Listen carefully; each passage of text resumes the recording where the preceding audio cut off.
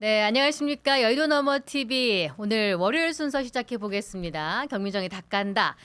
고스트 조정밀 정치해부쇼 닭간다. 매일 오전 10시 30분에 여러분을 만나 뵙고 있는데요. 오늘도 아주 멋진 분들과 함께 시작을 해보겠습니다. 그러니까 지금 들어와 계신 분이 370분 정도 되시거든요.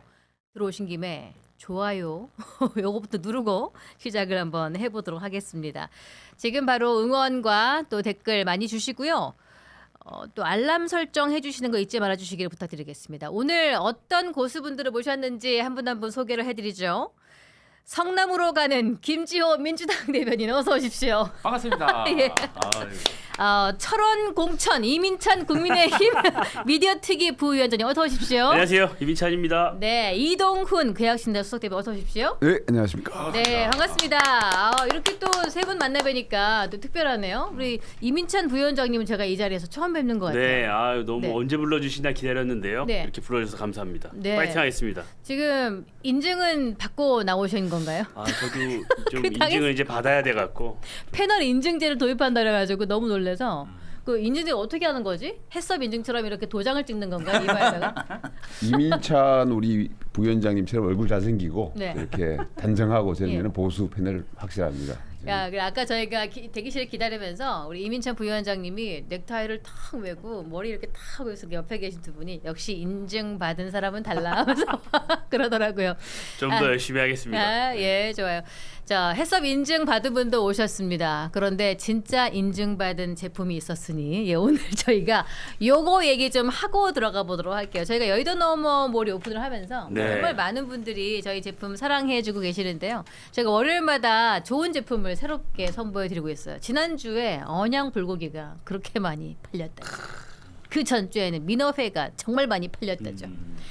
그런데 여러분 이 세 분 게스트분들은 진짜 오늘 행운이세요. 시식을 처음 할 거거든. 좀 드셔보세요. 제가 네. 소개해드릴 동안.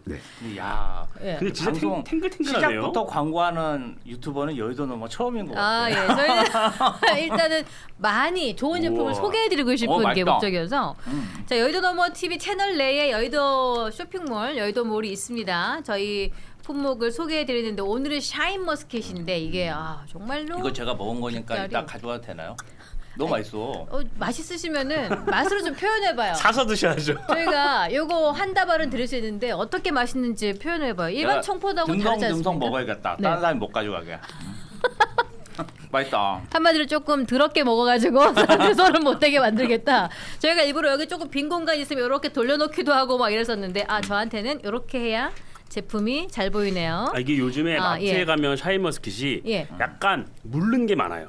푸석푸석하고 네. 이게 신품종이 들어오고 나서 처음에 열풍 굉장히 인기가 많았잖아요. 네. 그러면서 막 너도 나도 하고 한 군데서 너무 많이 이제 재배를 하니까 네. 애들이 상품이 좀 안 좋아진 경우가 많아요. 예. 그래서 이제 그 논란이 좀 있었는데 진짜 탱탱해요. 네, 엄청 진짜 탱탱하고 탱탱하죠. 윤기가 나네요. 예. 야. 그렇죠. 광고 홍보할 줄 아네. 예, 그러게요. 진짜로 이거 진짜 좀 맛있어 진짜. 인증 받은 사람이 다르네. 패널 인증 받으신 분이 인증 절차를 제품 좀 인증 받은 저희한테도 좀 샤인머스켓. 알려주세요. 이게 18에서 23 브릭스에 달하는 고당도인데 이게 저희가 먹어보니까 저도 지금 먹으면 말할 때 자꾸 침이 고여가지고 못 먹고 MC는 좀 참겠습니다. 이게 굉장히 달아요. 와 이거 뭐 설탕 찍었어? 이 생각이 들 정도로 굉장히 달아서 점심 드시고 예. 이제 디저트로 하나 드시면은 네. 정말 오후 내내 예. 상큼한 기분을 유지할 수 있는 맛입니다. 자 이게 맛이 어떤지 한 줄로 좀 평가해 주시죠. 우리 김지호 대변인. 인증 받았습니다. 야 최고입니다. 보현 탱탱 달달. 네 그래요. 상큼한 오후. 이렇게 맛있는 거를 맛없게 표현하는 거죠. 일단 이 좋습니다. 정당인들이 네, 좀 이렇게 정책인 좀 그래야 사람. 수준이 네. 뭔가 새로운 걸 원하면 안 돼요. 자 이게 그러면 정치라고 생각하고 한번 먹어봐요. 정치라고 생각하면 얼마나 우리가 막 뜯어 먹겠어. 이분이 더 하시네. 목소리가 예. 좋습니다. 여러분 있잖아요. 저희가 여의도몰에 정말 좋은 제품들 많이 올려놨는데 오늘 소개해드리는 건 바로 제 앞에 있는 이 샤인머스켓이고 샤인머스켓은 어린이들도 너무 좋아하고 네. 어르신들도 참 달달하게 입에서 잘 삼키실 수가 있고 몸에 좋죠. 예, 몸에도 좋고 하니까 이거를 좀 챙겨봐, 드셔봐 주시기를 바라고요.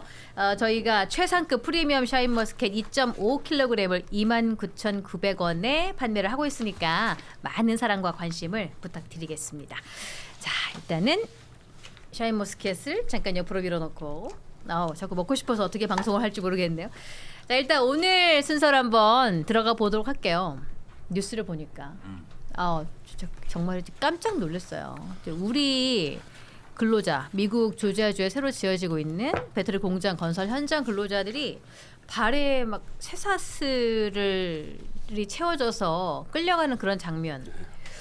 와, 근데 이번에 체포 구금 조치 대상자들이 불법 체류자가 아니라 대미 투자 사업을 위해 현지 파견된 인력들로 알려져서 이게 너무나 큰 충격을 주고 있습니다. 뭐 투자 얘기해놓고서는 뒤통수 치는 거냐? 이렇게 얘기가 나올 때는 우리 정부에도 좀 타격이 있지 않나 싶은데 말씀 좀 주시죠. 누구부터 말씀 주시겠습니까?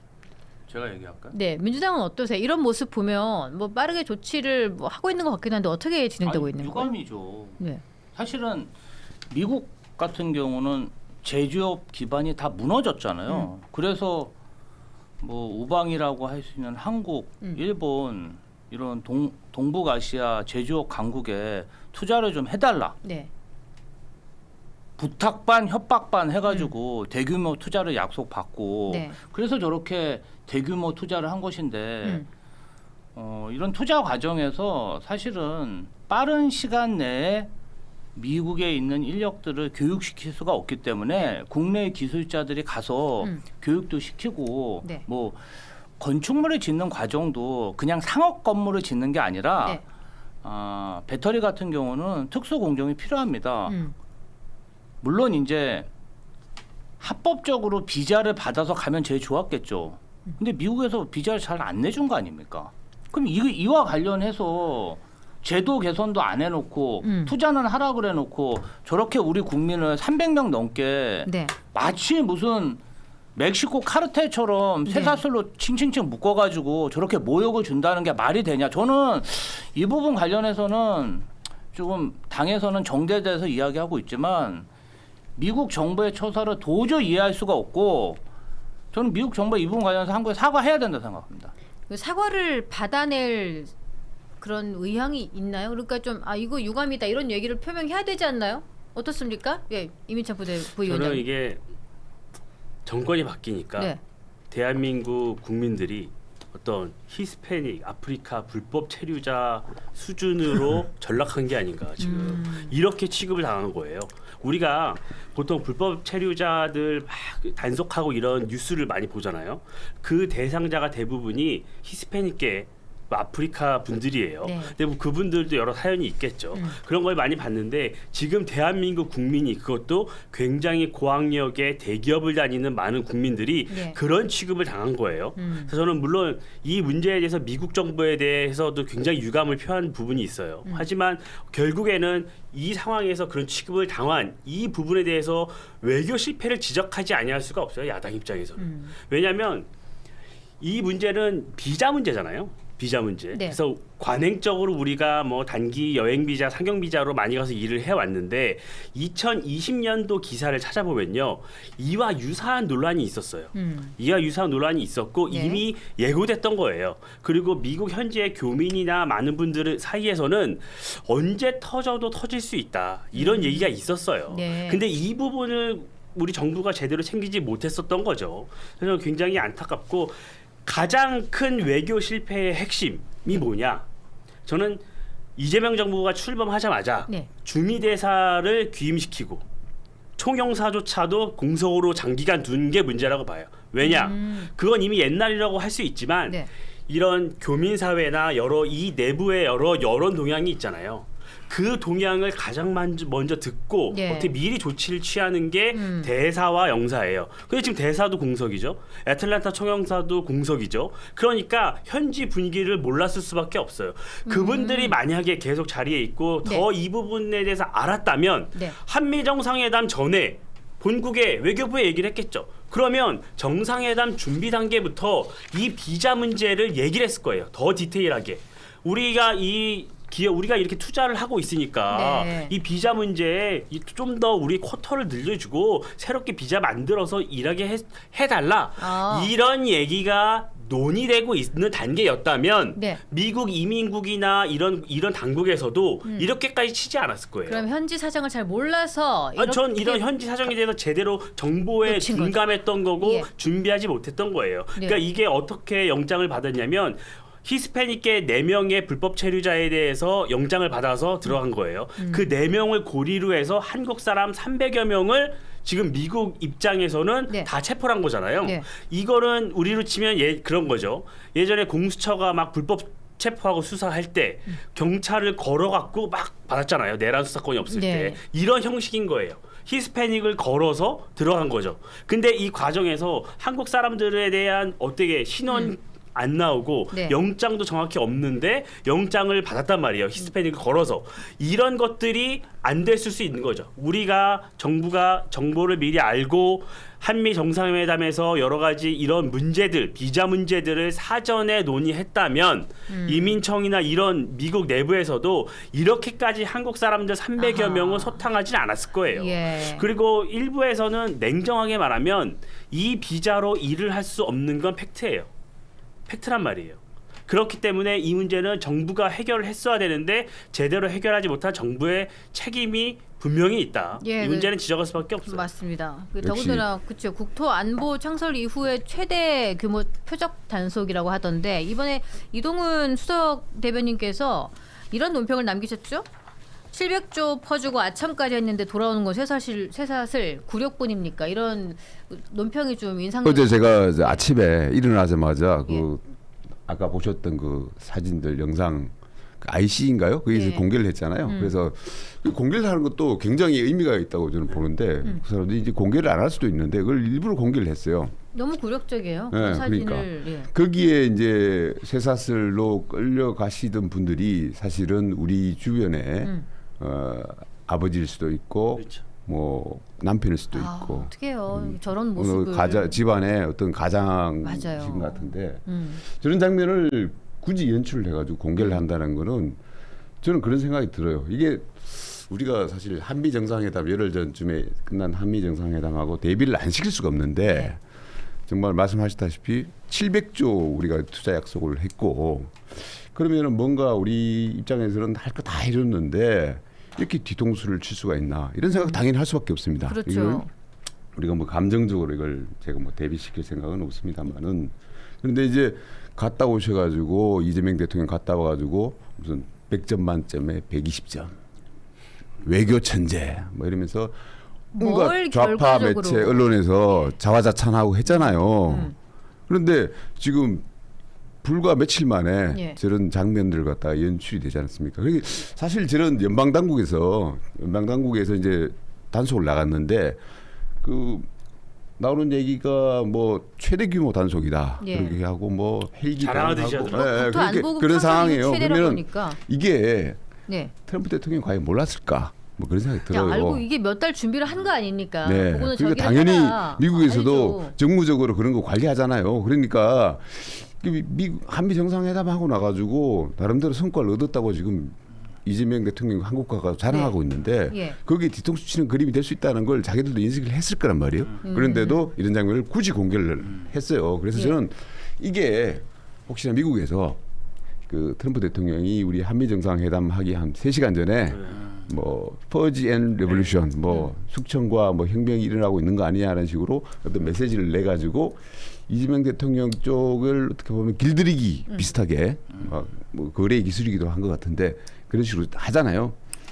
그러면 아무렇지 않게 또 해프닝인 것처럼 넘어가고 그러죠. 그렇죠. 예. 그 연장선 아닌가 하는 생각이 들어요. 그러니까 이재명 대통령이 뭔가 반중 이미지, 반중이 아니라 친중 이미지, 반미 이미지 이런 걸 갖고 있는 분이었기 때문에 상당히 그 부담감을 안고 미국을 갔단 말이에요. 그랬을 때 미국에서는 여전히 우리 너한테 대해서 그거 의혹 안 풀렸으니까 앞으로 더 잘해라는 식의 예. 또 다른 경고를 이번 저 배터리 공장에서 한국인들을 갖다가 쇠사슬로 예. 이렇게 끌고 가는 굴욕적인 장면을 만들어 가지고 예. 또 보내는 건 아닌가. 그래서 우리 국민들이 이재명 대통령이 어떤 이미지 그런 것 때문에 우리가 너무 과한 대가를 치른 건 아닌가. 이런 걱정이 들 수밖에 없습니다. 예, 그래서 이준석 개혁신당 대표는 이렇게 얘기를 했어요. 미국의 한국인 구금 우방국에 할 처분 아니야. 이재명 대통령은 젤렌스키 안 되기가 목표였나. 이런 이야기를 하기도 했는데 사실은 엄청 앞에서 관계가 나쁘지 않은 모습을 많이 보여줬어요. 그래서 외교 성과가 우리가 좀 친분을 만들고 온 데 있다. 그리고 뭐 디테일은 더 많은 이야기를 통해서 해결할 거다. 이런 류의 메시지가 나왔는데 혹시 정말로 앞에서 모멸감을 정면에서 받지 않으면은 그걸로 다 된 것처럼 젤렌스키 안 되기가 목표였나 뭐 이런 얘기가 나오는 거에 대해서 어떻게 생각하세요? 뭐 이제 개혁신당이나 국민의힘 입장에서 예. 야당이니까 정부에 대해서 이런 일을 당했을 때 비판하는 건 저 당연하다고 생각합니다. 다만 저희 정부가 탄생한 지 1년이 지났습니까? 2년이 지났습니까? 윤석열 정부에서 맨날 선상 파티하고 해외 나가면은 공관장 대사관들을 그냥 의전 예. 파티하고 술 마시고 흥청만청 놀게 그렇게 3년간 조련했기 때문에 예. 제대로 영사 관리 안 하고 그냥 의전이나 하고 어디 가서 아부나 하는 그런 게 아주 그냥 공직사에 뿌리 깊게 정말 적폐로 남아 있다 보니까 저희가 그런 것을 다 일소하기까지 시간이 좀 걸리지만 예. 저는 이 부분 관련해서는 우리네 이런 일이 터졌을 때 예. 우리끼리 비판하기보다는 사실은 미 행정부의 미숙한 태도에 대해서 지적해야 된다고 생각합니다. 미 언론들도 아니 지금 해외 동맹국들 손목 비틀어서 투자 유치해놓고 예. 이게 뭐 하는 짓이냐. 미국 언론들도 그렇게 비판하고 있어요. 그런데 그냥 우리나라에서는 우리가 아니 사실 이재명 정부가 쇠사슬 채웠습니까? 아니잖아요. 트럼프 정부에서 쇠사슬 채운 거 아닙니까? 아, 그러니까 자국민에 대해서 그러면 잠시만요. 말씀 들어보세요. 자국민에 대해서 트럼프 정부가 쇠사슬 채웠는데 아니 그 부분에 대해서 떳떳하게 말을 못하면 되겠습니까? 저는 이 부분 관련해서는 조금 한 목소리를 내시고 아니 지금 너를 내시고 위해 그 님께서 후에 책임을 물으셔야 된다. 샤인머스켓 하나 드세요. 하나 드시고. 아니 진정하시고. 저는 갑자기 든 생각인데요. 아 이거 화가 진정되는 말씀이다. 이 샤인머스켓은. 아니 또 재외공간 특검한다 그러는 거 아니에요? 하나 드릴까? 예? 아니 또 특검한다 그럴 것 같아. 그래서 제가 드리고 싶은 말씀은 다 100번 뭐 말씀할 수 있는데 미국 야속하죠. 네. 우리 국민을 그런 취급한 미국 싫죠. 그렇게 하면 안 되고 부당하죠. 근데요, 저는 그런 생각을 해요. 우리가 여기 앉아갖고 우리끼리 미국 행정부, 트럼프 행정부를 비난하는 게 어떤 국익에 어떤 의미가 있습니까? 아무 의미가 없어요. 외교는 지금 행정부를 책임지고 있는 이재명 정부가 책임지고 해야 되는 부분인 거예요. 이 국내 분야 여러 가지에 대해서는 뭐 우리가 서로 이런저런 왈가왈부를 할 수 있어요. 하지만 외교 문제만큼은 이재명 정부가 온전히 책임지고 있는 거예요. 그러니까 우리가 비판을 하는 거고 이재명 대통령이 당선되자마자 모든 주요국 대사들을 다 귀임시키는 이런 문제. 그러니까 한미 정상회담 하기 전에 대사가 없으니까 조연 장관이 갑자기 날아가고 이런 거 하는 거잖아요. 이런 문제가 발생할 수밖에 없는 거예요. 다만 저는 이 문제가 발생한 이후에 이재명 정부의 빠른 대처는 저는 굉장히 잘했다고 생각을 해요. 저는 그 부분은 인정합니다. 왜냐하면 근데 자 이재명 정부 쪽의 대처 뭐 책임을 물 수만은 없는 거예요. 그건 사실이에요. 이재명 정부가 뭐 이렇게 근데 저는 그 점은 지적을 안 할 수 없는 게 그런 거예요. 그러니까 우리가 700조 투자하기로 했잖아요. 네. 그러면은 그 이후에 후속 조치로 당연히 투자를 하게 되면 우리 노동자들이 가가지고 지금같이 배터리 공장처럼 가가지고 일을 할 수밖에 없는 상황인데 그러면 그런 후속 조치로 비자 문제가 논의되는 프로세스가 있어야 돼요. 그런데 이런 사태가 터졌을 때 우리 정부 쪽에서 그런 얘기가 안 나오잖아요. 우리가 지금 비자 문제 해결하기 위해서 이렇게 노력을 하고 있다는 얘기가 안 나오잖아요. 그런데 후속 조치가 없었다는 거거든요. 그러니까 뭔가 것만 버지런하게 합의를 뭐 해놓고는 그 뒤에서 실질적인 조치들이 없었기 때문에 이런 일이 벌어진 거 아닌가를 지적할 수 없고 그리고 두 번째로 이재명 대통령이 보인 모습들이 조금 제가 봤을 때는 정무적으로 좀 미숙한 점이 있었어요. 그러니까 영화관 가가지고 구경하시고 메시지도 좀 동떨어진 메시지를 냈단 말이에요. 그런 상황에서 어제 우리 국민들이 봤을 때 피가 거꾸로 솟는 장면들이잖아요. 쇠사슬 묶여가지고 이렇게 끌려가는 장면들이 그런 게 나왔는데 대통령께서 한가하게 좀 영화 보고 그런 메시지 내신 게 맞는가. 그리고 조현 외교부 장관 같은 경우에는 뭐 필요하면 가겠다. 우리 그 한미 정상회담 하기 전에 뭐 회담이 안 된다 그럴 때 조현 외교부 장관이 뭐 비행기 막 이렇게 알아가지고 막 없는 표 만들어가지고 갔잖아요. 그런 분이 필요하면 가겠다. 제일 먼저 가야죠. 그런 모습들에서 이재명 정부의 어떤 대처가 그렇게 잘했다고 저는 보이지가 않습니다. 제가 좀 반론을 해야겠죠? 네, 하세요. 샤인머스켓 하나 드시고. 지금 보면 너를 위해님께서 김지호님 겨우 윤석열 정권이랑 비교를 하십니까? 이렇게 말씀하시는데 여기다가 그러니까. 좀 반론해 주시죠. 그 전에 선상 파티하고 막 이러던 거 비교한 게 아니고 우리 일을 하고 있지 않냐? 뭐 이런. 비교한 게 아니라 그 전에 공직사회를 다 그렇게 썩어 문드러지게 만들어 놨으니까 제 상태로 아니 그럼 좀 제 상태로 올려놓고 이렇게 일을 해야 되는 거 아닙니까? 그 부분에 대해서 설명을 드리는 부분이고요. 네. 특검 하시죠, 특검. 국내 언론이나 네. 각 정당의 입장들을 미국 대사관이나 미국 정부에서 굉장히 주의 깊게 모니터링합니다. 그래서 이 부분 관련해서는 물론 대한민국 정부를 비판하시는 건 좋은데 동일하게 이 부분에 대해서는 강력하게 미국 정부의 메시지를 각 정당에 내주시는 것도 필요하다. 저는 좀 그 부분 부탁드리고 싶고 왜냐하면은 뭐 우리끼리 뭐 비판할 건 비판하더라도 우리 국민이 중요한 거 아니겠습니까? 저 그 부분 강조드리고요. 국민의힘은요. 제가 이런 말씀까지는 안 드리려고 했는데 12.3 계엄 때 네. 미국 대사가 치를 떨었다는 거 아니에요. 너 어떻게 해요? 계엄을 함에 있어서 미국 대사가 전화를 하면 안보실장이고 안보차장이고 전화를 안 받았다는 거야. 그날 저녁 밥까지 먹었는데 이러한 한미 동맹 관계에 있어서 불법 내란을 저지르면서 미국을 무시하는 행태를 마구잡이로 보여줬기 때문에 사실은 외교 관계가 많이 훼손됐다. 이 원죄에 대해서는 깊이 반성해야 된다 이렇게 지금 민주당은요 이런 확인되지 않은 사실을 갖고 네. 지금 내라는 치트키예요 민주당한테. 미국 대사가 확인해 줬습니다. 아니 지금 정권 바뀐 지 3개월이 됐어요. 3개월이 지나고 내란 척결 본인들이 내란을 종결시켰다 그러는데 아직도 내란과 싸우고 있다 그러고 아니 뭐 내란이 무슨 치트키입니까? 지금 이재명 정부에서 벌어지는 일들이에요. 계속 옛날 얘기해봐야 국민들은요 이미 탄핵으로 전 정부에 대한 심판은 끝났고 조기 대선으로 이재명 정부를 출범시켰어요. 그러면 이재명 정부를 얘기해야지 이재명 정부의 목표가 윤석열 정부 극복이에요? 아니잖아요. 그래서 저는 극복해야죠. 그러니까 극복해야 됩니다. 거기서 머물면 안 되죠. 반드시 극복해야. 그래 극복해야 앞으로 나아가죠. 제 말은 더 나아가서 국민들을 더 부국강병을 이뤄야죠. 자꾸 윤석열 정부 얘기만 하는 게 무슨 의미가 있습니까? 뭐 지금? 얘기하지 말아요. 아무 의미가 없어요. 잘못한 걸 얘기해야지. 아니야 근데 이미 저는 이제 그 유효 기간이 지났다는 거예요. 3년 그러니까 지났는데. 탄핵이 이루어졌으니까 아까 그 유효 기간이 아마 거기에 해당되는 것 같은데 그러면 참 재밌네요. 네. 네.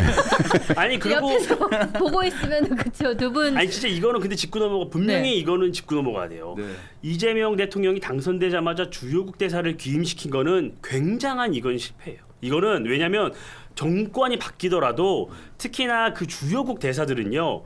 일단 냅둡니다. 아그레망이 진행되고 주요 외교 일정이 진행이 될 수밖에 없잖아요. 네. 그거를 냅두는 거예요. 왜냐하면 외교 관계라는 게 지속 가능한 게 있어서 그래요. 근데 이재명 정부는 뭐 농림부 장관 이런 분들은 다 유임시키면서 대사들은 다 들어오라 그러는 거예요. 근데 그 대사들이 정치인 출신도 아니었어요. 거의 다 관료 출신들이었어요. 그분들이 계속 그 현지에서 역할을 했다면 저는 이런 외교 실패 참사가 없었다고 봐요. 진짜로. 왜냐면 이건 정보전에 실패한 거예요. 그래서 한미정상회담 의제 테이블에 올리지 못한 거고 그렇기 때문에 이게 더 참담하고 우리 국민들의 그 모습을 보면서 굉장히 마음이 아픈 거예요. 이민찬 부위원장님 네. 말씀이 뭐 맞다면 그냥 전 세계적으로 외교 관계가 경색돼야 되는데 지금 이제 미국 같은 경우는 트럼프 대통령, 트럼프 행정부의 특수성도 있는 거 아닙니까? 미국 대통령이 언제 동맹국한테 그냥 관세 15%씩 이렇게 때리는 대통령이 있었습니까? 좀 특수한 사항도 있는데 이거를 일반화해서 모든 것이 대한민국 정부의 잘못이다. 아니 그러니까 제가 말씀드리잖아요. 예. 두 분이 지금 뭐, 엄청 그 부분 관련해서는 다툼을 벌이고 계시는데 네. 그 와중에 너무 재밌다고 먹방 천재 신지호 대변인님 너무 멋있어요. 그래서 데이비드 팡님이 슈퍼챗 2,000원 주셨습니다. 와. 축하드립니다. 감사합니다. 네. 그리고 이동훈 수석 대변인님께는 저는 뭐 말을 이혜님이 아끼겠습니다. 10,000원. 두 군데에서 열심히 싸우고 계신데 가만히 일단 있어도 슈퍼챗이 올라오시네요. 아 그래요? 네. 좀 읽어주세요 그러면. 네. 예, 이동훈 화이팅 하시라고. 예, 감사합니다. 예, 네. 너를 위해님께서 해주셨고 예, 조유정님도 5,000원 주셨습니다. 예, 말씀 좀 주세요. 이거 마무리를 좀 하고 넘어가야 될 것 같아요. 아, 그러니까 뭐 둘 다 이제 문제가 있죠. 둘다 그래서, 문제가 있으니까. 근데 일단 뭐 갑자기 우리는 뭐 옆에 아무 고난이 없는데 얘기해. 무슨 문제가 있어 우리가. 아니 너무 방송을 날로 하시네. 지금이라도 빨리 우리 실질적으로 비자 문제 네, 맞습니다. 빨리 늘려야 되지 않습니까? 투자가 네, 들어가기 됐으니까. 때문에 네. 그런 부분에서 우리가 불편함이 없도록 이런 문제가 재발하지 않도록 비자 늘리는 문제에서 신부적으로 예. 뭐 이렇게 싸우지 마시고 그런 문제에서 빨리 착수하는 게 중요하지 않을까 이런 생각이 듭니다. 예, 그렇습니다. 저 미국을 다시 위대하게 해서 트럼프 대통령이 마가 정책을 펼치고 있잖아요. 근데 이거를 오마가 정책으로 우리가 인지를 해야 될 것 같아. 오마가 정책. Only make America great again. 미국만 위대하게. 그러니까 이거를 항상 초점을 맞추고 이 사람이 어디로 튈지 모르니까 항상 우리나라 국민에게 피해가 가지 않도록 하는 그런 것들 맞습니다. 꼭 필요하겠다는 생각이 들면서 다음 주제로 한번 넘어가 보도록 하겠습니다. 야, 드디어 이 대통령 여야 대표를 만난다는, 그렇죠?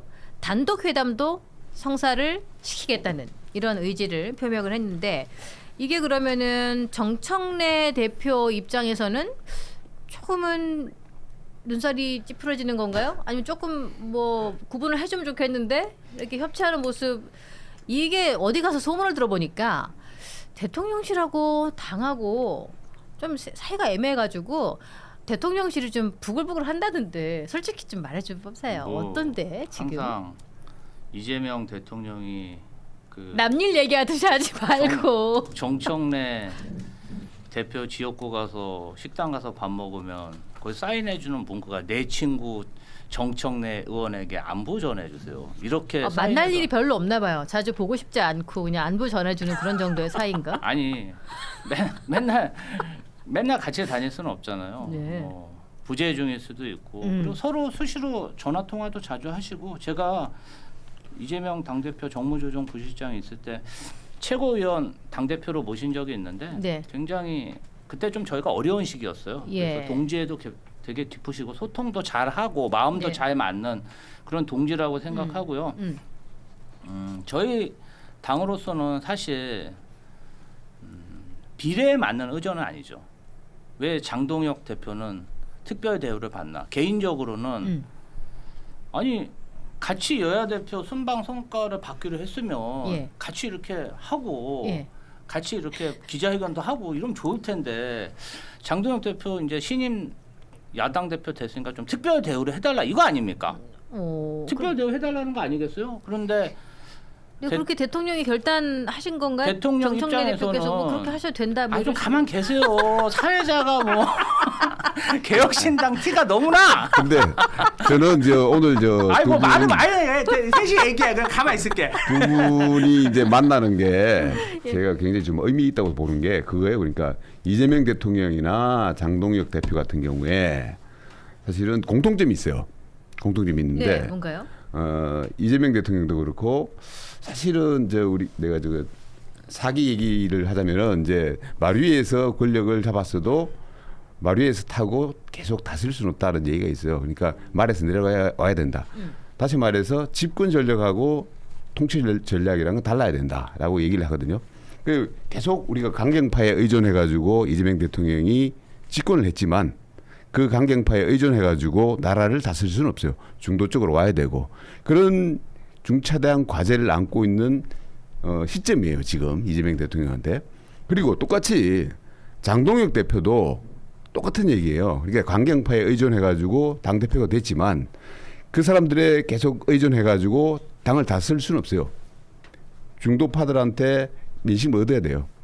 그래서 그래야지 내년 선거도 치를 수 있고 그런 상황에 놓인 두 사람이기 때문에 근데 사실 이재명 대통령 같은 경우에 그 아까 우리 앵커께서 말씀하셨지만은 좀 오해를 받고 있지 않습니까? 정청래 대표하고 뭐 갈등 관계가 있다, 뭐 강경파들한테 휘둘리는 거 아니야 이런 얘기를 받고 있는데 그런 상황에서 사실은 오늘 오찬 두 사람의 만남이 이루어지는 거거든요. 그래서 저는 그 내용보다도 만나서 무슨 합의하고 저는 합의가 뭐 나올 것 같지는 않고요. 다만 두 분이 만나가지고 어느 정도 대화하고 소통하는 모양새를 갖추는 거. 이게 굉장히 지금 전국에서는 의미가 있다 이렇게 생각을 합니다. 저는 그렇죠? 윈윈윈이라고 봐요. 네. 세 명 다에게 윈이다. 왜냐면 세 분 다 이 정치적으로 이런 게 필요한 시점이에요. 이재명 대통령도 뭐 지금 말씀하신 이런 뭐 미국 문제도 있고 뿐만 아니라 국내적으로 여러 민주당이 주장하는 개혁이고 저희가 네. 볼 때는 계약이고 계약 과제들이 줄줄이 나오고 있는 상황에서 여야 대표랑 만나서 여러 대화를 하는 것은 필요한 시점이죠. 그래서 이재명 대통령도 그 과정을 통해서 대통령 다음을 본인이 국민들에게 보여줄 수 있는 기회이기 때문에 저는 이재명 대통령에게도 도움이 되고 정청래 대표 입장에서도 필요합니다. 방금 말씀하신 대로 지금까지는 당선 이후에는 강경파에 대한 메시지를 주로 내면서 강하게 달려왔잖아요. 근데 계속 그렇게 갈 수는 없거든요. 어느 순간은 장동혁 대표 만나서 악수도 해야 되고 상황이 조금 변화가 필요한 상황에서 대통령 중재로 뭐 어쩔 수 없이 만난다고 하겠죠. 그 과정에서 본인이 조금 변화의 계기를 만들 수 있고 장동혁 대표 역시 이제 야당 대표가 된 지 얼마 안 됐는데 대통령을 만나서 그 앞에서 강경한 메시지를 내면서 본인의 야당 대표다움을 보일 수 있기 때문에 그런데 뭐 문제는 뭐 방금 말씀하신 대로 뭐 성과가 있을 것 같지는 않아요. 뭐 지금 선거가 있긴 합니까? 뭐 야당의 지지율이 높습니까? 뭐 정부 여당에서 야당의 목소리를 듣고 야당에게 뭘 줄 리는 만무하잖아요. 근데 정청래 대표는 악수를 하긴 합니까? 그 저 장동혁 대표하고 하겠죠. 그거는 아유, 거기 가서까지 제가 안 하면 김종인 안 하면은 정말 대표께서 인정합니다. 알고 인정합니다. 이런 얘기 하는 것 자체가 되게 비극입니다. 저는. 정청래 대표님은 이제 악수를 할 계획인지 본인이 말씀을 하신 게 있어가지고 어때요? 그럼 뭐 정치적인 표현이라고 수사라고 얘기하셨으니까 뭐 여야 대통령하고 같이 회동하는데 안 하겠어요. 하는 게 상식인 거죠.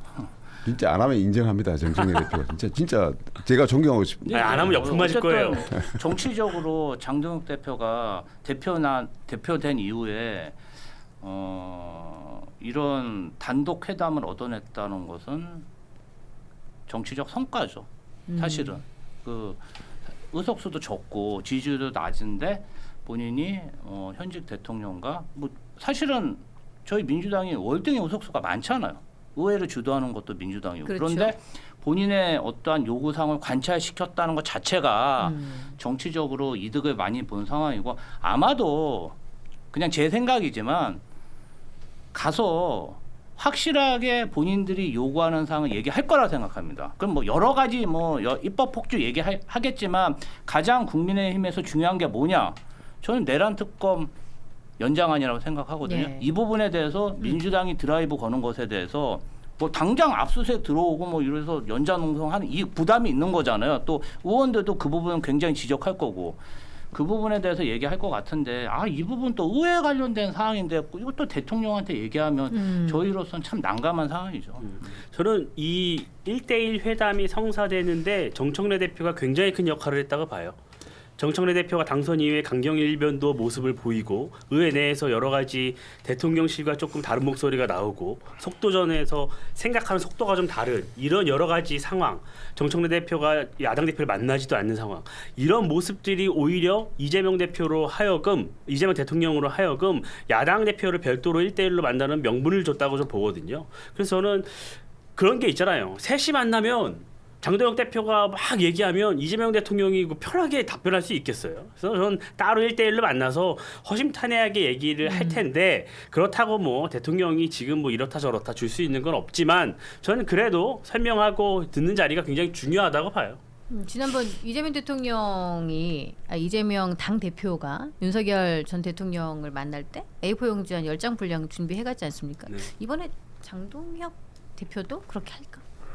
뭔가 뭐 요구할 것을 이렇게 좀 더 길게 하겠죠. 요구할 건 요구하겠죠. 더 많아졌잖아요. 30장. 그때보다. 네. 그때는 민주당이 의석수라도 많았어요. 그래서 의회는 민주당이 주도할 때였잖아요. 국민의힘에서는 계속 거부권 행사할 때였고. 그래서 그 당시를 돌이켜 보면 민주당이 여러 법안 계속 강행 처리하고 윤석열 대통령은 거부권을 행사하고 요 정국이었어요. 네. 근데 지금은 정권도 잡고 있고 의회도 장악하고 있으니까 야당 입장에서 더 할 말이 많죠. 특검 문제뿐만이 아니라 여러 이번 가지 뭐. 영수회담에서 뭐 두 분 다 어떻게 보면은 이득이고 좋은 그림이 만들어지는 건데 사실은 이재명 대통령한테도 더 좋아요. 제가 봤을 때. 예. 왜냐하면은 이게 좀 있으면 100일이란 말이에요. 이재명 대통령 100일인데 아까 그 윤석열 대통령 때 얘기했지만은 안 만나주다가 야당 대표 안 만나주다가 결국 총선 지나고 나가지고 총선 패배하고 나가지고 만나주잖아요. 그런 그림과 비교해 봤을 때 이재명 대통령은 굉장히 너그럽게 보이고 야당하고 소통하려고 그러고 이런 대통령 이미지 만들어주고 그런 모습이 있죠. 그렇죠. 맞아요. 그래서 이제 어떻게 보면 정청래 대표가 나는 뭐 사람하고만 악수한다 그러면서 야당 대표하고 악수도 안 하려 그런 상황에서 이재명 대통령은 오히려 그 중간에서 주선해가지고 뭔가 악수하는 그림까지 만드는 그런 그렇잖아요. 그러니까 100일 앞두고 굉장한 성과의 하나로 저는 그 부각을 시킬 수 있다고 봐요. 그래서 이재명 대통령한테는 좋은 장면인데 저는 그래서 이제 한 가지 또 덧붙이고 싶은 건 그런 거예요. 그러니까 뭔가 좀 보여주기식 번지르하긴 한데 이재명 대통령이 말은 온유하게 제너러스하게 해요. 그런데 실제로 발이 가는 걸 보면 그렇지가 않아요. 말만 앞세우고 립 서비스는 열심히 해요. 노봉법이라고 왜 노란봉투법 있잖아요. 네. 그것도 실컷 통과해가지고 국무회의에서 의결하면서 걱정한단 말이에요. 교각 사료에 뭐 우를 범하지 말자, 뭐 상생해야 된다. 그 걱정되면 왜 그걸 갖다 의결을 합니까? 미리미리 숙고해가지고 좀 그 걱정 안 나오도록 해야죠. 지금 그 노봉법 때문에 지금 줄파업을 지금 예고를 하고 있잖아요. 아직 시행도 하지 안 한 상태인데도 그런 상황들. 그리고 검찰 개혁도 보면은요.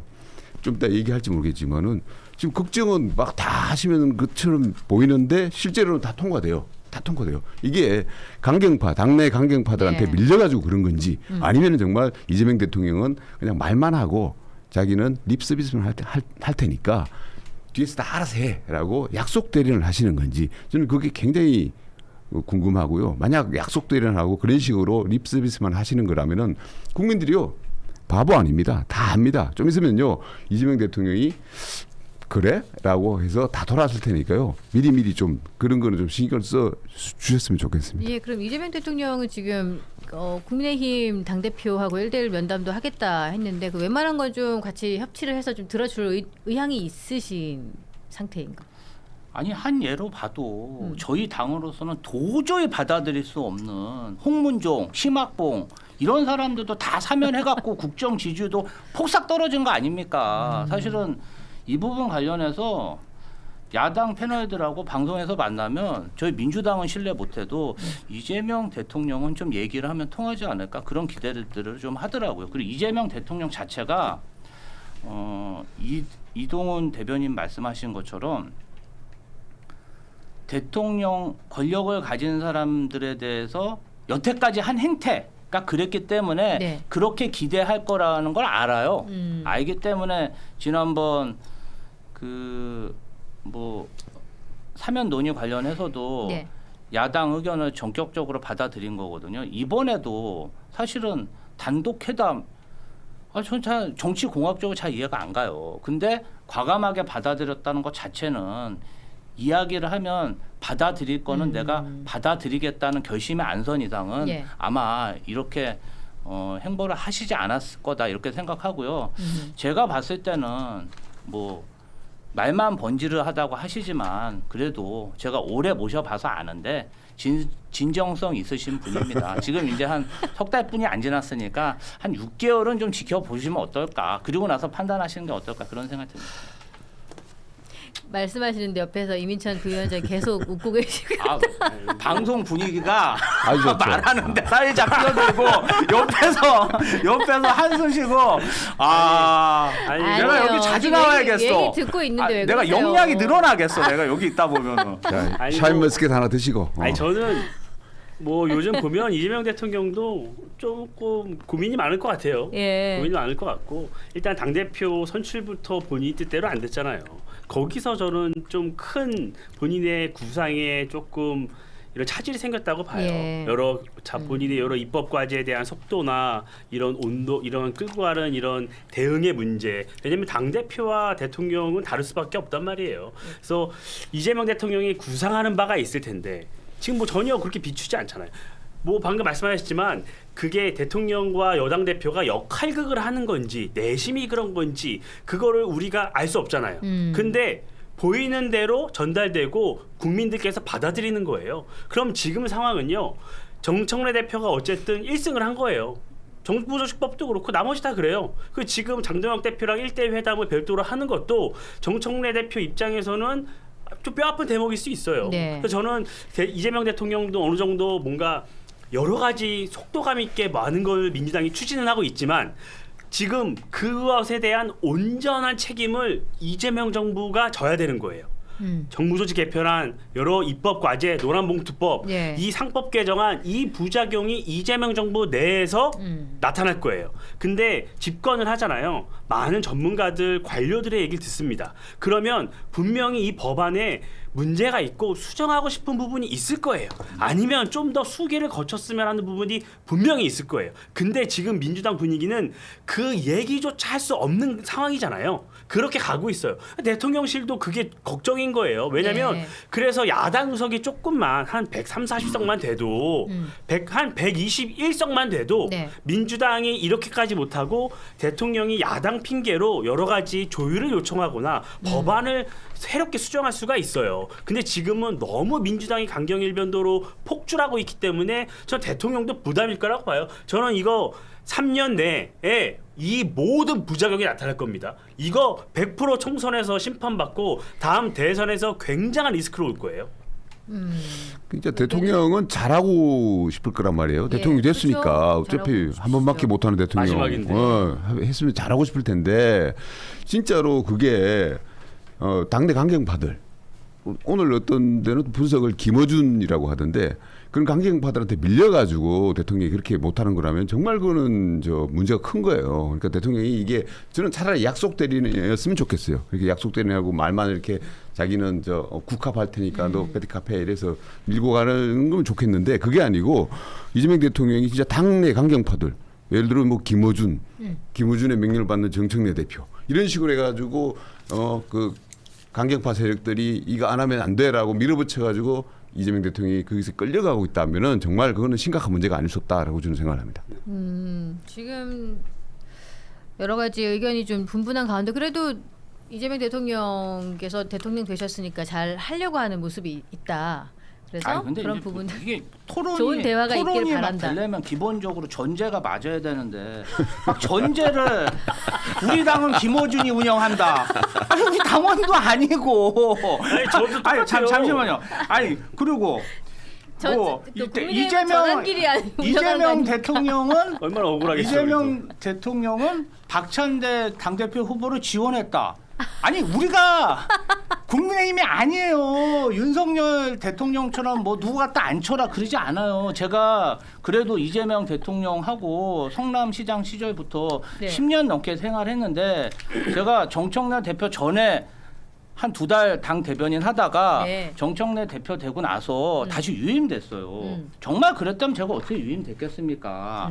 그렇지 않아요. 물론 이재명 대표와 가깝다고 생각하는 국회의원들이 박찬대 후보를 지원했을 수가 있죠. 그게 대통령 생각이라고 그렇게 얘기하면 안 되죠. 이게 당정 분리가 돼 있기 때문에 좀 국민의힘과는 좀 다르다. 그 국민의힘의 사례를 우리 당에 좀 이렇게 덮어 씌워가지고 그 시각으로 보면은 많은 오류가 있다. 평론에 있어서 오류가 생겼을 뿐이 없습니다. 진짜 진심입니다. 예. 잘 좀 네. 새겨 그래서 들어주셨으면 지금 이 좋겠습니다. 사안을 계속 이야기하며 우리 김지호 대변인님이 너무 분통이 터지시는 관계로 샤인머스켓 2알만 드시고 다음 이야기로 좀 배탈 날 것 같아. 너무 많이 먹었어요. 고기 안쪽에 좀 뭐 뜯어 드십시오. 네. 좀 드셔보세요. 마음 좀 누그러뜨리시고. 여러분 지금 샤인머스켓이 아주 맛있습니다. 저희 여의도몰에서 선택해 주십시오. 화를 누그러뜨리는 명약 샤인머스켓 여러분과 함께하고 아, 막 싶습니다. 실력이 늘 것 같아. 여기서 이렇게 펀치를 맞다 보면 여기서 막 이렇게 잠펀치해 그냥. 아니, 그래도 지금 집권 여당 아니에요. 가장 먼저 발언권도 드리고 이렇게 하고 있기 때문에 자 다른 얘기 한번 넘어가 보죠. 네. 이제 조국 혁신당 이야기를 해야 되는데 이 얘기가 성비위 사건으로 후폭풍이 아주 거센데 오늘 아침에 강미숙 조국 혁신당 여성 고문께서 또 인터뷰를 통해서 이런 얘기했더라고요. 조국 전 대표가 감옥에 있을 때 10페이지가 넘는 손편지를 써서 드리기도 했다. 하지만 답장 받지 못했다. 뭐 출소하고 나서 석방되고 나서 또 메시지를 보냈다. 그러니까 강미정 대변인을 한번 만나서 위로하겠다. 요 정도의 말만 들었다. 뭐 이런 얘기가 하면서 좀 많이 섭섭한 감정을 많이 드러내고 있는데 지금 지도부는 총사퇴하고 조국 전 대표 지금 조국 원장만 남은 거예요. 이거에 대해서 오늘 나오신 세 분의 패널 어떻게 생각하시는지 의견 자유롭게 좀 주십시오. 이 사안 자체가 이제 불거진 게 지난 주죠 4일인데 얼마 되지는 않았어요. 근데 이게 저는 단순히 이제 처음에는 성비 사건, 오래 묵은 성비 사건이 이제 폭로가 되면서 이게 그렇게 흘러갔는데 지금은 제가 봤을 때는 이게 모종의 여권 내 어떤 파워 게임으로 흘러가는 양상이 아닌가. 그래서 조금 이제 사건이 이렇게 한 단계 업그레이드 됐다고 할까요? 그러면서 이 사건이 단기간에 끝날 것 같지 않고 계속 이어질 수 있겠다 이런 생각이 들어요. 그러니까 지금 여권 내에서 보면은 이 친명 스피커 이른바 친명 스피커들이 본격적으로 이 얘기를 거론을 하기 시작하면서 네. 조국 혁신당을 한마디로 조지고 있더라고요. 그러니까 네. 그래서 조국 대표의 어떤 책임까지 거론하면서 하던데 그래서 지금 보면은 그 내년 지방선거까지 염두에 두고 어떤 조국 혁신당을 이번에 완전히 뭔가 좀 해체 수준으로 몰고 가려고 하는 그런 그림이 작동하는 거 아닌가 이런 생각 들어요. 야 초록은 동생이라고. 아니 그게 나 이제 개혁신당이 이제. 아니 저랑 생각이 똑같아요. 야당이니까 대동단결했다. 시나리오. 아니 저는 그 생각했어요. 왜냐면 아이고. 아니 진짜로 제가 궁금했던 게 이게 왜냐면 그 뭐 거기가 당이 대응을 잘못하고 이거는 이미 너무 많이 나왔으니까 우리가 재론할 필요는 없을 것 같아요. 이미 재론할 필요는 없고 저는 이 얘기가 들었을 때 한창 이 얘기가 딱 터졌을 때 왜 갑자기 이 시기에? 이런 생각이 들었어요. 왜냐하면 조국 전 대표가 사면을 받고 전국을 순회하면서 대통령실과 민주당이 굉장히 불편해할 때 이 사건이 터진 거예요.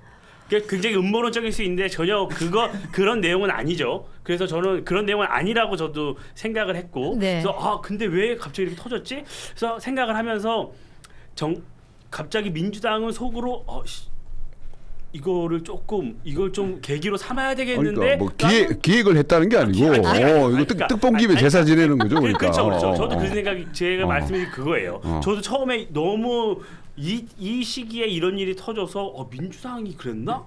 언뜻 처음에 그랬는데 이제 그 기자회견을 들으면서 그게 아니구나라는 걸 깨달았는데 그래도 어떻게든 민주당 내에서는 굉장히 불편하신 분들이 많았잖아요.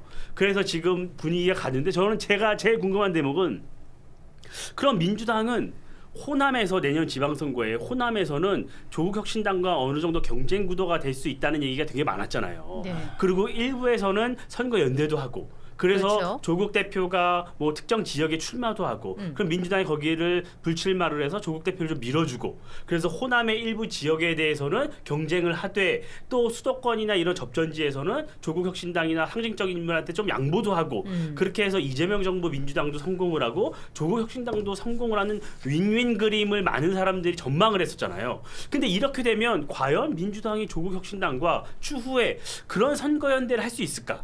그러니까 조국 전 대표가 앞으로 뭐 시간이 있으니까 어떻게 할지 봐야 되겠지만 민주당이 조국 전 대표 출마한다고 그 자리를 비켜줄 수 있을까?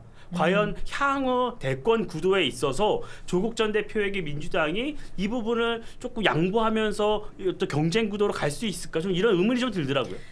김지호 대변인님이 말씀을 너무 재밌게 하시니까 저도 자꾸 장난을 자꾸 치게 되는데 지금 댓글이 자꾸 신지호 듣기 싫어 이제. 신지호 재밌다, 김지호 재밌다, 뭐 이렇게 하시면서 자꾸 이름이 언급이 되는데 말씀 좀 시원하게 해주세요. 지금 입장이 어떠신지. 뭘 시원하게. 그러니까 조국 혁신당이 이렇게 되니까 처음에 되게 난감했잖아요. 뭐 이렇게 광폭행보 좋죠, 하고 뭐 하면서 지금 난감했는데 좋죠. 상황이 지금 이렇게까지 이제 나오고 저는 뭐 두 분 패널 분들 얘기하시는 말씀에 대해서 사실 전 그런 생각 못 해봤어요. 그러니까 이 사안 관련해서 네. 저는 이제 피해자들이 예. 그 당을 다 지금 떠난 거잖아요. 탈당하거나 계약이 종료되거나 그렇죠. 면직되거나 네. 뭐 한 사람은 좀 유명한 사람이고 나머지 사람들은 뭐 이름도 없고 얘기를 들어보니까 뭐 급여 생활자인데 직장을 구해야 되는데 굉장히 막막하다는 네. 얘기 많이 들었거든. 그런 기준에서 봤지 지방선거라든지 뭐 이런 것까지는 글쎄 앞으로 뭐 애초부터 저희는 지방선거든 총선이든 자신감이 있기 때문에 네. 조국혁신당에 대해서 크게 내가 여기 견제할 정도로 뭐 그런 생각은 없어요. 사실 그런 마음은 국민의힘에 있죠. 큰 경쟁자는 국민의힘이니까. 근데 만약 그런 게 아니라면 저희가 조국 대표를 왜 사면해 주죠? 이재명 대통령이 정권 초기에 정말 우리 국정 지지율이 떨어지고 당 지지율이 떨어질 정도로 그런 리스크를 안고 사면을 해준 거잖아요. 네. 같이 검찰 독재 정권과 싸운 동지이기 때문에 같은 당은 아니지만 큰 틀에서 윤석열 정권을 종식해야죠.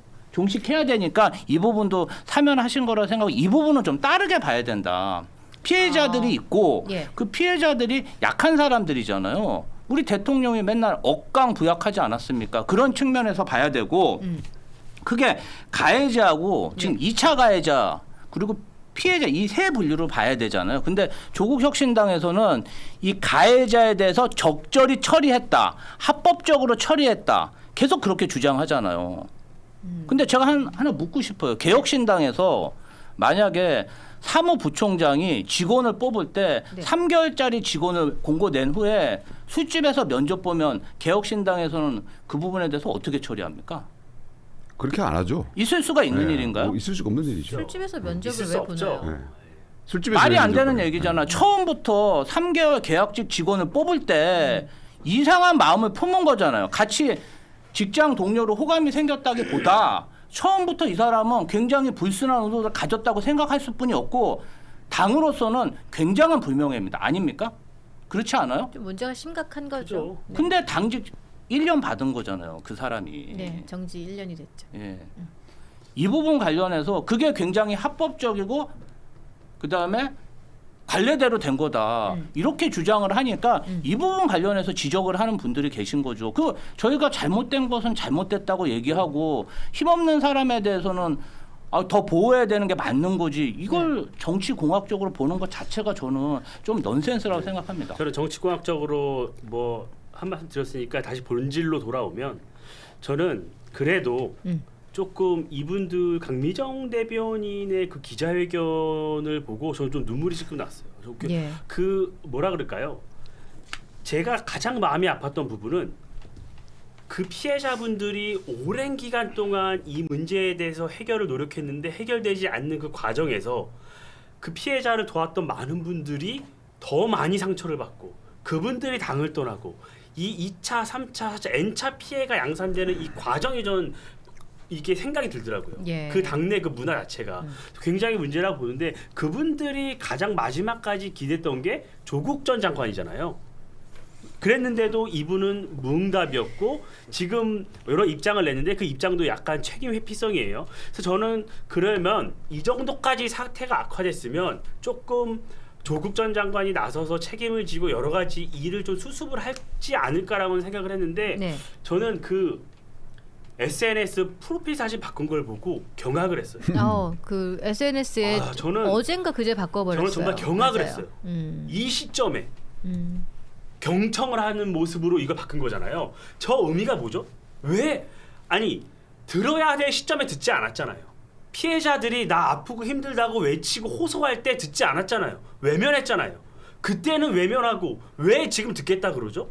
저는 또 뿐만이 아니라 더 나쁜 건 지금 어떤 기사들이 양산이 되고 있냐면 조국 전 장관이 강미정 대변인이나 이분들을 피해자들을 만나기 위해서 네. 수차례 직간접적으로 연락을 했는데 못 만나고 있다. 이런 기사가 나요. 네. 이 기사의 출처는 어디겠어요? 조국 전 장관 측일 거 아니에요. 조국 전 장관 측이 언론에다 아니 우리 이렇게 노력하고 있는데 피해자들이 응답하지 않아. 이런 언론 플레이를 하고 있어요.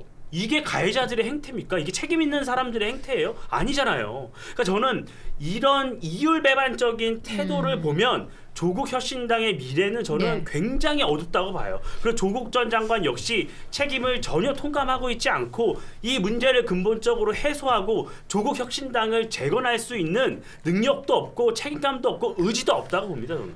사진상으로 봤을 때는 그 모습이 아주 경청의 자세를 저런 식으로 보여주는 것이 맞는가 공감할 수 있는 부분에서 그렇죠. 굉장히 공감력이 좀 이번 부족하지 사건에서 제가 이제 유심히 본 게 사실 이제 조국 전 대표의 어떤 수습 능력인데 사실 조국 대표가 보면은 이제 문재인 정권에서 문재인 대통령이 픽을 하면서 네. 민정수석으로 픽을 하면서 그야말로 일약 여권 내 대권 주자로 부상을 해요. 그 전까지는 뭐 서울대 아주 얼굴 잘생긴 교수였는데 그리고 좌파에서 셀럽이었는데 그런 사람을 픽업을 해가지고 대권 주자가 됐단 말이에요. 그래서 물론 그 중간에 법무장관을 하다가 이제 윤석열이라는 암초를 만나가지고 굉장히 공경에 처해졌고 그래서 그걸 갖다가 나름대로 자기는 이제 극복을 했다고 지금 생각하고 있을 겁니다. 그 뭐 8개월 동안 교도소도 갔다 왔고 그러면서 그걸 자기는 극복을 했다고 생각하고 있을 텐데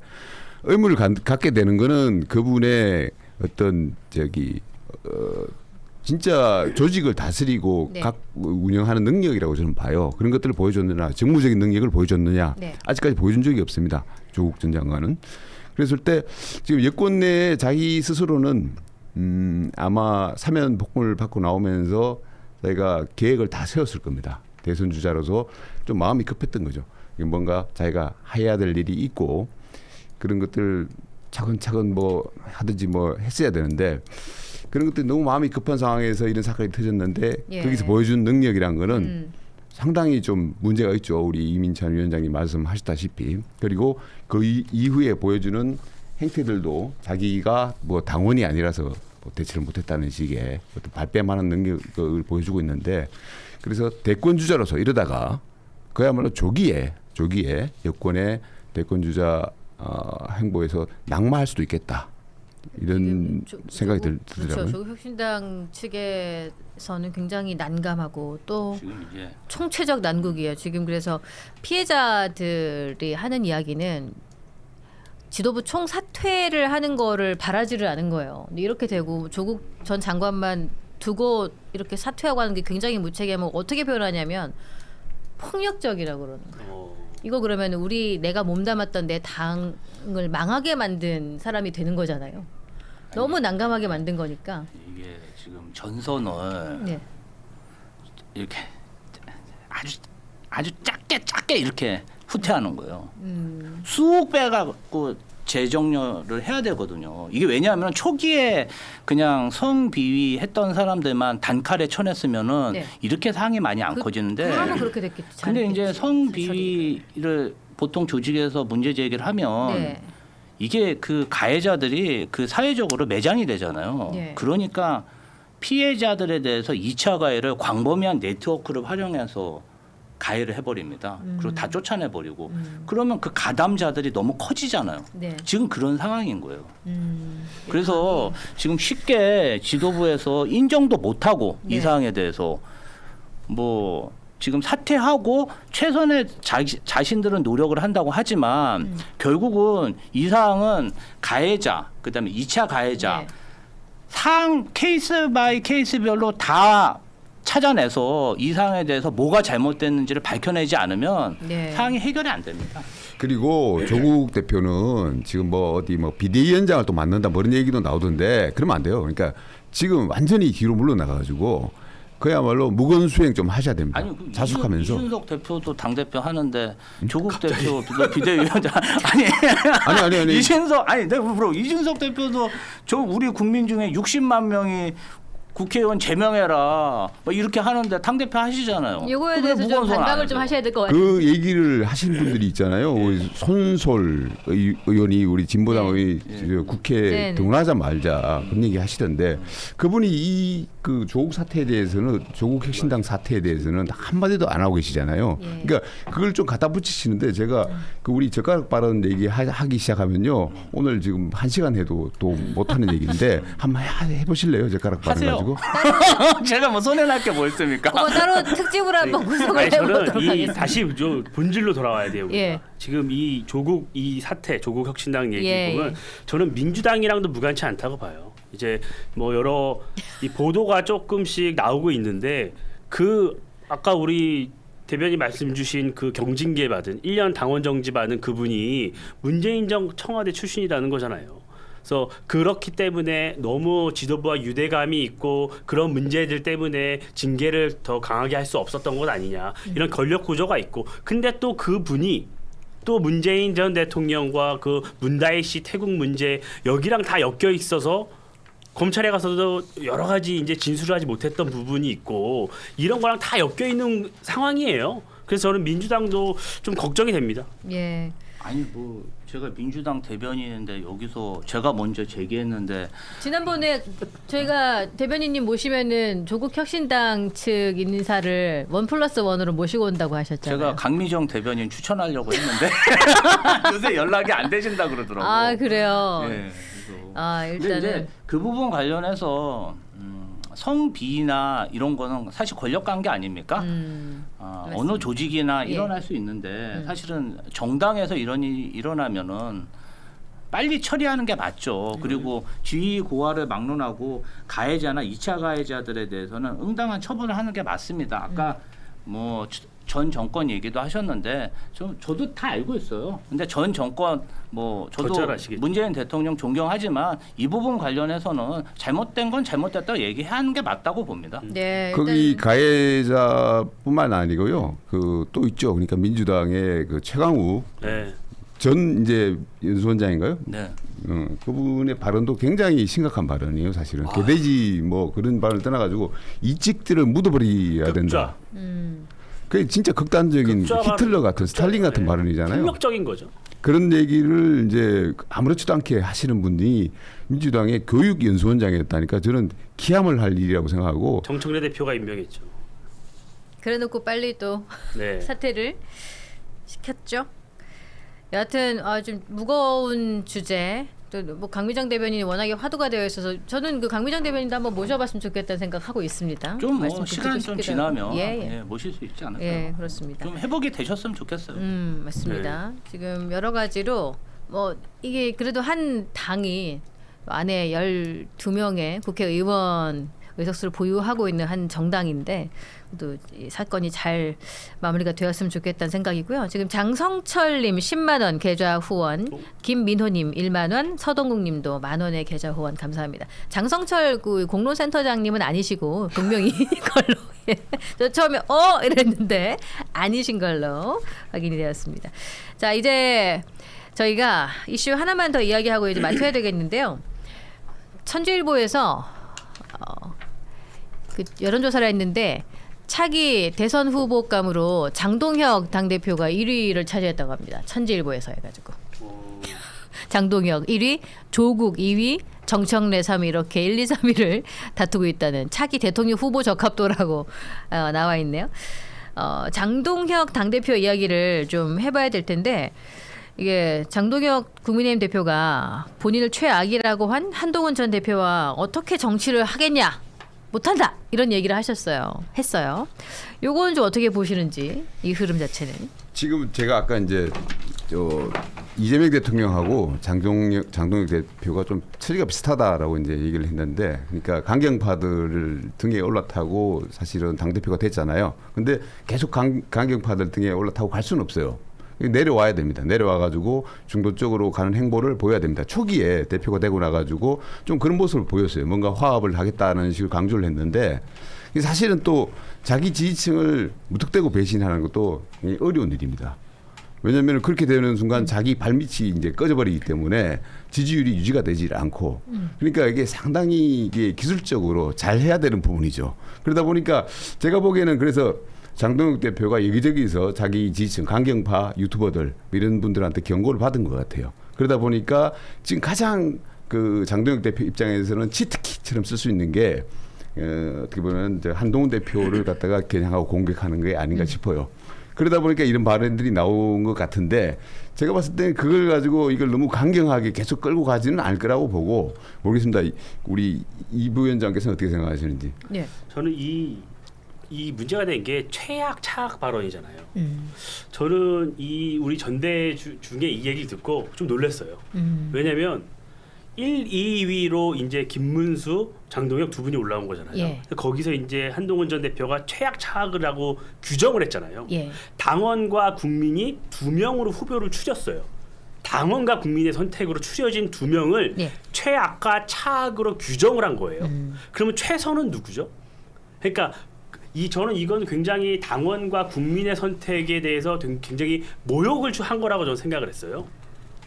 그래서 이 문제가 발단이 된 거잖아요. 이 문제를 먼저 전 짚고 넘어가야 된다고 봐요. 이 문제를. 네. 그냥 이 문제에 대해서 어떤 평가 없이 단순히 장동혁 대표가 선거에서 이기고 났는데 한동훈 전 대표를 안 본다더라, 안 한다더라 이 문제가 아니라 이 최초의 발언.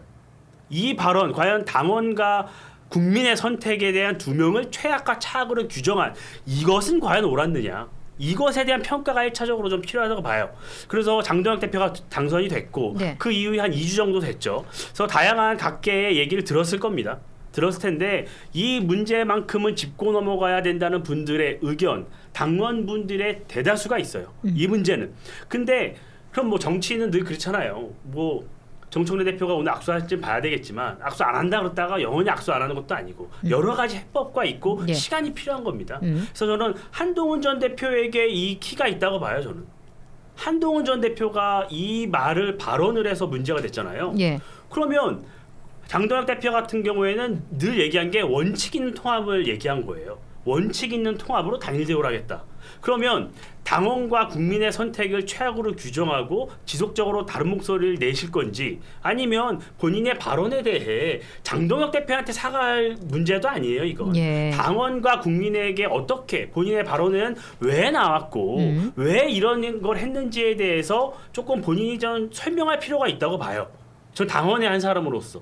예. 저는 그 부분에 대해서 좀 한동훈 전 대표가 조금 설명을 해주시고 본인의 정치의 행보를 이번 전당대회 결과에 대해서 어떻게 생각하고 본인이 향후 정치를 어떻게 할지를 지금 고민 중이실 거 아니에요. 그래서 그렇죠. 저는 거기 그 행보에 달려있다고 봅니다. 왜냐하면 제가 늘 방송에서 이 얘기를 드렸어요. 예전에 우리 이준석 당대표를 국민의힘의 당대표로 만든 그 당원들 네. 그 이후에 한동훈 전 대표를 당원으로 만든 그 당원들 예. 그 당원들이 여전히 국민의힘에 있습니다. 비가 오나 눈이 오나 지켰던 그분들이 우리 당에 있어요.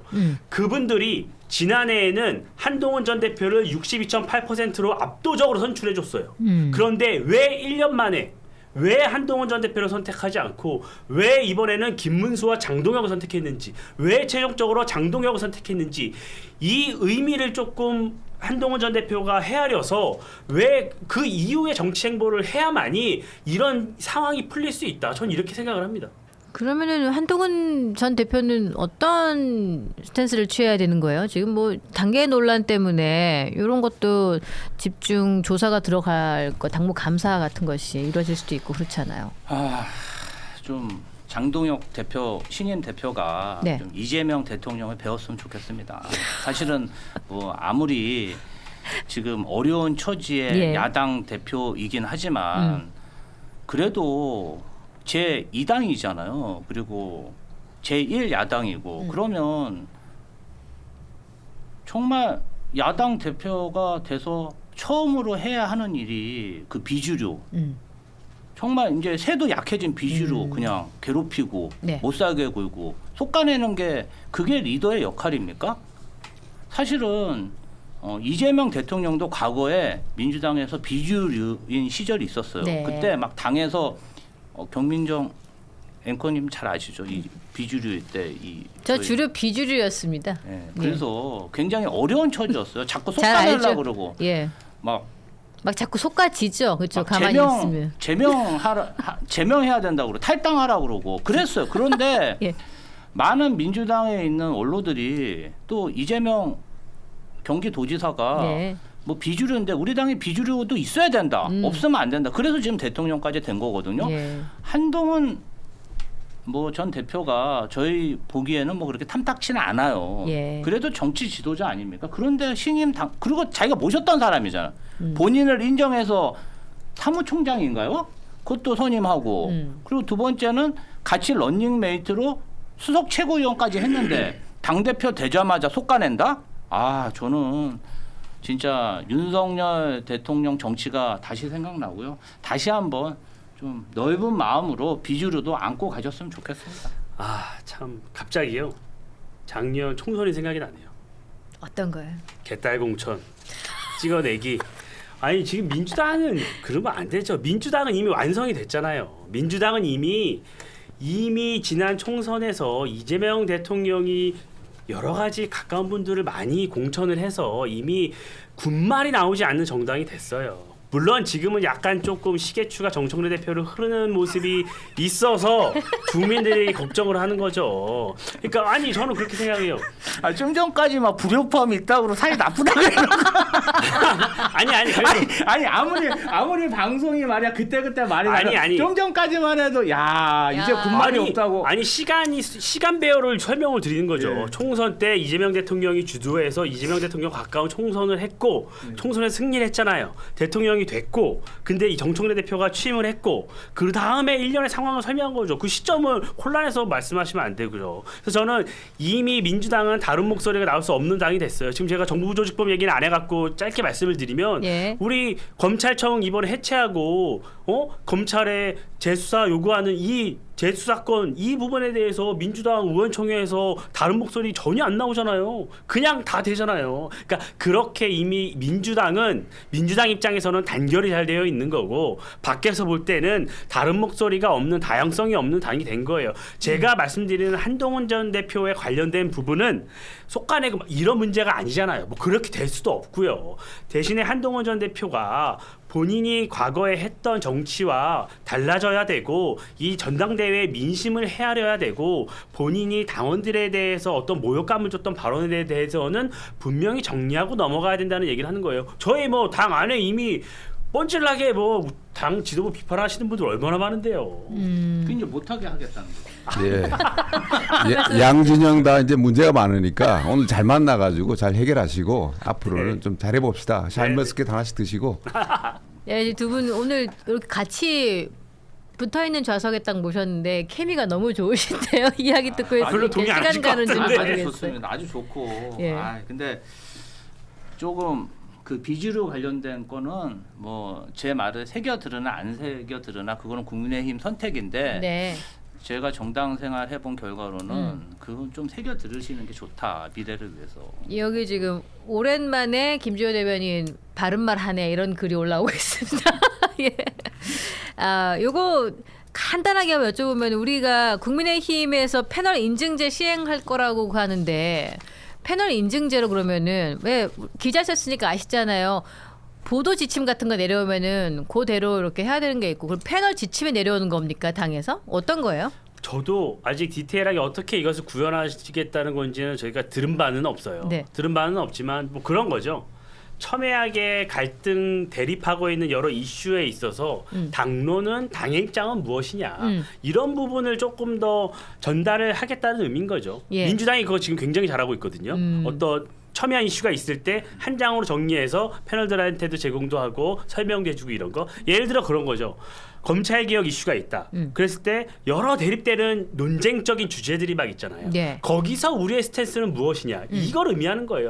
뭐 이게 굉장히 좀 인증제 이러니까 부정적으로 생각을 하시는데 예를 들어서 뭐 방금 말씀드린 재수사를 요구할 수 있는 권한 문제 이런 문제 아니면 재수사를 할 수 있냐 없냐 여러 가지 논쟁거리가 있잖아요. 그래서 이 부분에 대해서 우리 당의 입장은 이렇고 그런 거를 열심히 설명을 한다는 의미죠. 근데 방송에서 그러면은 만약에 거기에 벗어나는 말을 하면은 해당 행위를 아니 그러니까 이게 어느 당 명찰을 달고 나가가지고 방송에 나가가지고 그 당의 어떤 구체적인 당놀이랄까요 이런 것과 좀 거스르는 말을 하는 거 보면은 굉장히 좀 거슬리는 건 사실이에요. 저희들 입장에서도 우리도 지난 대선 때도 보면은 개혁신당 몫으로 방송에 나가가지고 어떤 분들이 꼭 이준석 대표에 대해서 비우호적인 발언을 하신 분들이 계셨어요. 예. 우리 입장에서는 그런데도 불구하고 저희들은 사실은 방송국에다가 이런 분들이 나가면 안 된다라고 하기보다는 이런 분들이 우리 개혁신당 패널입니다라고 이제 요청을 했었어요. 그러니까 이런 분들을 좀 이게 관심을 가지고 써주십시오라고 원래 했어요. 그러니까 그 패널을 선정하는 문제는 어디까지나 방송국의 재량입니다.